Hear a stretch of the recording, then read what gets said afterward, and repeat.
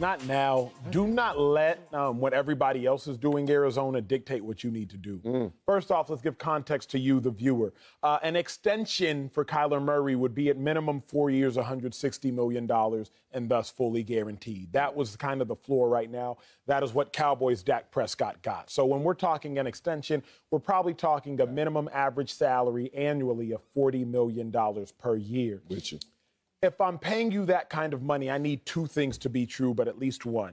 I need you to be a baller, and I need you to be a good reflection of the team. Ooh. When you think of players that got that kind of money, Dak Prescott, relative baller, good reflection of the team. Yeah. Patrick Mahomes, baller, good reflection of the team. Josh Allen, baller, good reflection of the team. Aaron Rodgers, baller, good enough reflection of the team if you get rid of the politics of it all. Yeah. But even if he's not a good reflection of the team, two-time MVP, such a baller, his reflection, it's irrelevant. Four-time MVP. Back to back. Good Lord.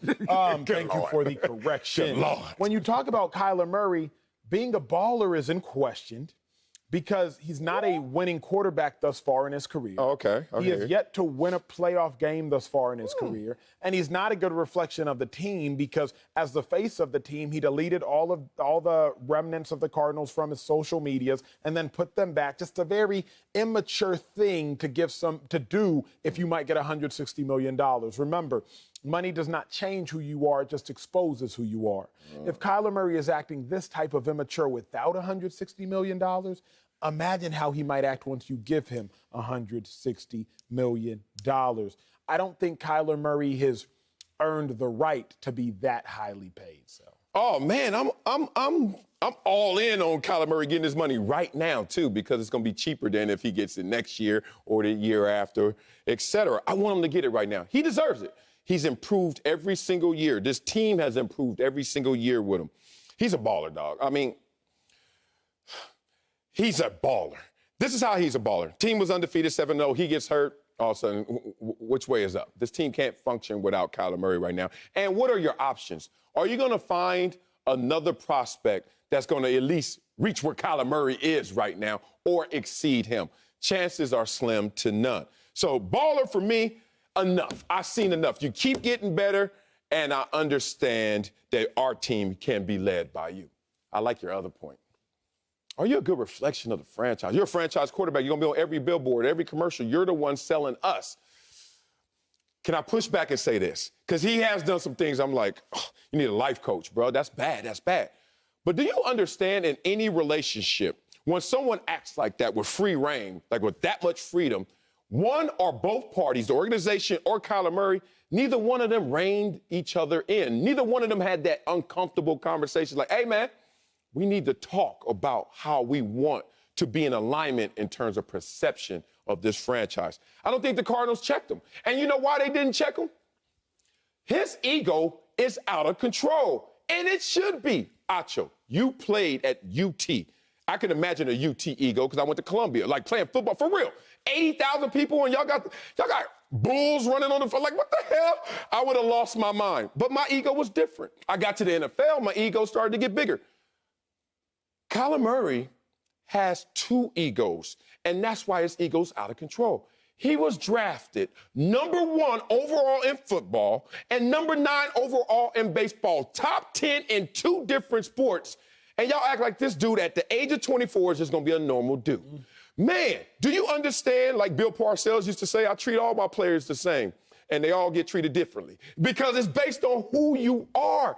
When you bring Kyler Murray into the building, you know you're dealing with something special. He didn't even want to play baseball, quote unquote, and still got drafted 9th overall. Next time I'm in the car with MJ, I'm going to tell him where the bar is set. It ain't Deion Sanders, big dog.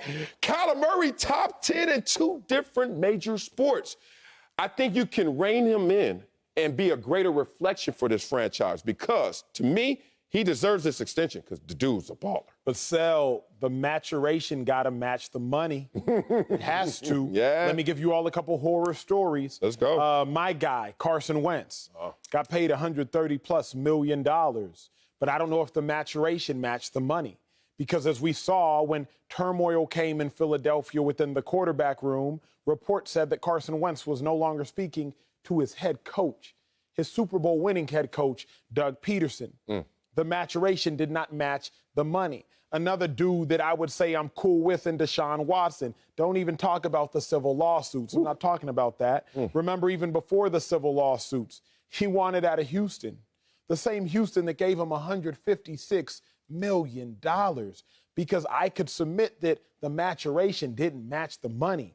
For Kyler Murray, his maturation level is on a rookie deal, but you want to give him a max deal? His maturation does not match the money that he wants. If the maturation and the money don't match, you will end up with big, big problems. I don't like extending him right now until that maturation matches the money. Baker Mayfield, one more story we can consider. His maturation did not match the money that he could have made. As a result, he ain't get no bread. Johnny Manziel, another horror story. Maturation didn't match the money. The money must always match the maturation or you gonna be in big problems, big dog. I wouldn't do it. All great points. All great points. But you got to put him in that position where you trust him again to see if he's actually matured from that moment. Here's the thing. If you now diminish his opportunities, diminish your trust for him, how will you know that he's ever fully trustworthy of actually leading your franchise? I give it to you like this. Like imagine at my house, like MJ walking around with his milk. He has to drink milk every single morning. Never likes to drink his milk. Spills his milk, does everything he can to just delay it, right? You know what I have to do to make sure that he finally understands you got to drink your milk and do it properly? Give him milk again. I can't just be like, oh, he looks like his hands look like it would be balanced. If I put a cup in there, it would work. You got to put Kyler Murray back in this position of full trust to see if you really can trust him. Now, tell me this. You said the money has to match the maturation. Sir. How about the dude got to match the dough? And let's talk about these dudes and tell me if the dough. You know he had a better passer rating than Mahomes, Wentz, Tannehill, Josh Allen, beast. Aaron Rodgers, he beat in categories, completion percentage. That's Aaron Rodgers' favorite category. You talk about total touchdowns more than Russell Wilson, more passing touchdowns than Deshaun Watson, like since 2019. Like, if he ain't a baller, he's a baller to some degree. You may be saying a little off a tier 2 baller, but then he's a tier 3 personality. But where is this all heading in terms of franchise quarterback? Because as you said, the market dictates your value. What's on the open market better than Kyler Murray? And what's coming up in prospect that you're going to be able to attain to exceed Kyler Murray? Let me say two things. The Cardinals must be mindful of what you are saying, and that's fear-based bargaining. Got to be mindful of that. So really the only time I bargain at the highest level when I go back to Nigeria. Go back to Nigeria, those open-air markets, if you will, outdoor markets. I try to come back to America with some different wooden crafts, some different paintings, You gave me one. Stuff I can't find out here. When you bargain and barter at these markets in Nigeria, the primary tactic of the seller is this.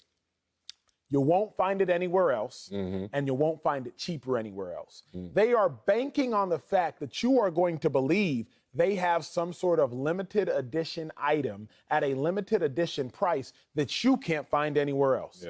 If you make the mistake of believing them, then you will buy their product. But if you trust that, you know what, maybe I will find this elsewhere, then you typically can either get it at a cheaper price or you will go get something better. Now, I'm not saying you can get something better than Kyler, but what I am saying is this. Don't be scared. Josh Allen won playoff games before he got paid. He won one. Deshaun Watson, playoff win before he got paid. Patrick Mahomes, playoff win before he got paid. Dak Prescott, playoff win before he got paid. Several of these cats won playoff games before they got paid. Carson didn't. Didn't work out for the Eagles. He didn't win a playoff game before he got paid. Let him there. Carson is a beast in my mind at quarterback, but you got to remember, Kyler Murray isn't even tier 1 to me. I'm not convinced when it comes to winning in the long run that he's necessarily tier 2. Kyler Murray is an absolute regular season special kind of character, but is he one that I want to pay right now? I need to see more. Man, this is live TV, so he better be already at the table signing it, because if they listening to you, they're not signing that dude right now. Great points.